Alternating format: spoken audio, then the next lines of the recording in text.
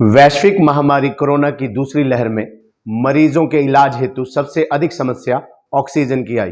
इस समस्या को दूर करने में जहां केंद्र और प्रदेश सरकारों के प्रयास लगातार जारी रहे और जारी हैं, वहीं इन तमाम प्रयासों के बीच कुरुक्षेत्र लोकसभा क्षेत्र से 2 बार सांसद रह चुके नवीन जिंदल के प्रयासों ने इस दिशा में असंख्य समाज सेवी संस्थाओं और समाज सेवियों को प्रेरणा देने का काम किया है।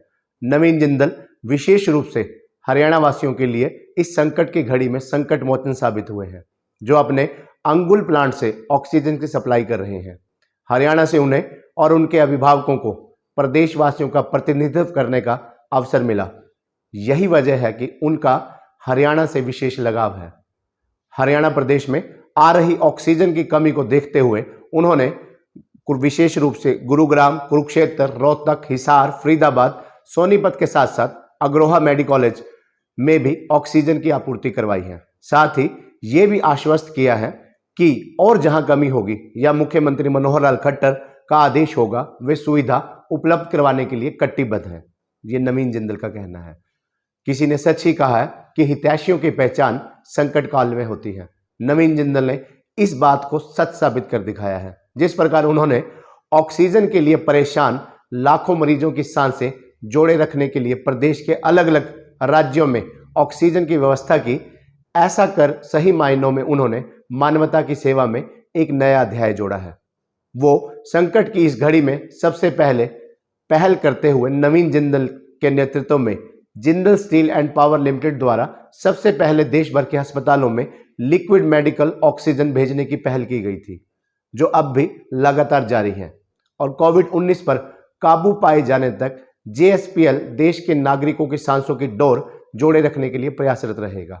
अब तक लगभग 2000 टन ऑक्सीजन की हरियाणा, दिल्ली, छत्तीसगढ़, ओडिशा, महाराष्ट्र, मध्य प्रदेश, तेलंगाना, आंध्र प्रदेश और झारखंड में सप्लाई की जा चुकी है।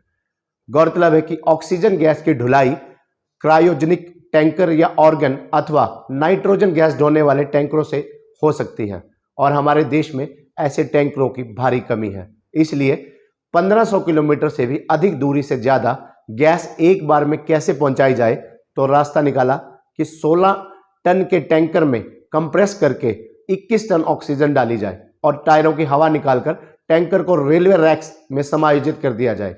नवीन जिंदल के प्रयासों से यह प्रयोग भी सफल रहा और Jindal steel and power limited इस तरह से अधिक ऑक्सीजन सप्लाई करने में कामयाब हो रही है। आपको यहां यह भी बताना जरूरी है कि जिस प्रकार कोरोना की दूसरी लहर में नवीन जिंदल संकट मोचन बनकर उभरे हैं, कोरोना की पहली लहर में भी शालू जिंदल के नेतृत्व वाले JSPL फाउंडेशन ने दिल्ली, छत्तीसगढ़, ओडिशा, झारखंड समेत देश के अनेक राज्यों में जरूरतमंदों के लिए भोजन की व्यवस्था की थी और सूखे राशन के अलावा 5 लाख से अधिक पके पकाए भोजन के पैकेट भी वितरित किए थे।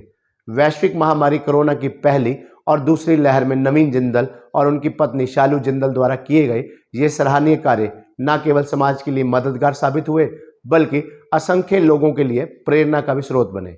जय हिंद।